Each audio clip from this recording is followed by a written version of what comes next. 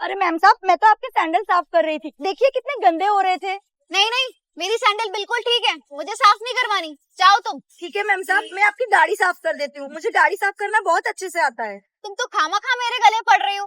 मैंने बोला ना मुझे कुछ साफ नहीं करवाना, क्यों जबरदस्ती कर रही हो? जाओ यहाँ से। अरे मैम साहब, करवा लीजिए ना गाड़ी साफ, मुझ जैसी गरीब का भला हो जाएगा और भगवान का आशीर्वाद भी मिलेगा।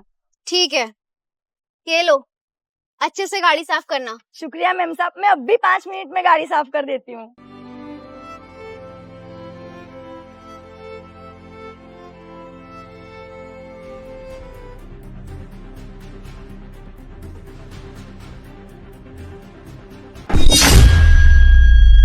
अरे ये तो वही लड़की है जिसने कल मेरी सैंडल साफ की और गाड़ी भी साफ की थी, पर इसके पास इतनी सारी बुक्स क्या कर रही हैं? जरूर ये चोरी करके लाई होगी, अभी देखती हूँ।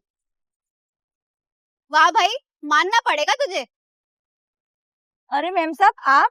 कल तक तो तुम मेरे सैंडल्स और गाड़ी साफ कर रही थी और आज ये बुक पढ़ रही हो। मुझे सच बताओ, ये बुक्स कहाँ से चोरी की है तुमने? नहीं नहीं मैम साहब, आप मुझे गलत समझ रही हो, ये किताबें मैंने चोरी नहीं की है, ये किताबें मेरी है, मैं इनसे पढ़ाई करती हूँ। अच्छा तो ये बात है, जरा बता तो किस चीज की पढ़ाई कर रही है तू? वो मैम साहब, मैं यूपीएससी की पढ़ाई कर रही हूँ। अच्छा यूपीएससी, मतलब तूने जूते और गाड़ी साफ करके इतने पैसे कमा लिए कि तूने किताबें भी खरीद ली। अबे झूठ बोलने की भी एक लिमिट होती है। नहीं मैम साहब, मैं झूठ नहीं बोल रही हूँ, और कल तो मैंने आपकी गाड़ी इसलिए साफ की थी क्योंकि मुझे बहुत जोरों की भूख लग रही थी और मेरे पास पैसे नहीं थे, इसलिए मैंने सोचा कि छोटा मोटा काम कर लूँ ताकि कुछ पैसे मिल जाए और थोड़े दिन गुजारा हो जाए। क्या सिर्फ खाना खाने के लिए कल तुमने मेरी गाड़ी साफ की?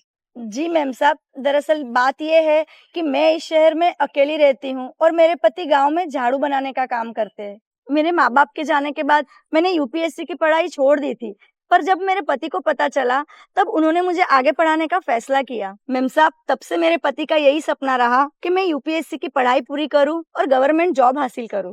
मेरे पति गांव में दिन रात मेहनत करते हैं और मुझे पैसे भेजते हैं ताकि मेरी पढ़ाई में कोई कमी ना रहे, और उन्हीं पैसों में से मैं कुछ पैसे बचा के उन्हें वापस भेज देती हूँ ताकि उन्हें कोई तकलीफ ना हो। मैंने उनसे कहा है कि मुझे यहाँ पे छोटा मोटा काम मिल गया है जिससे मुझे पढ़ाई के लिए पैसे मिल जाते हैं।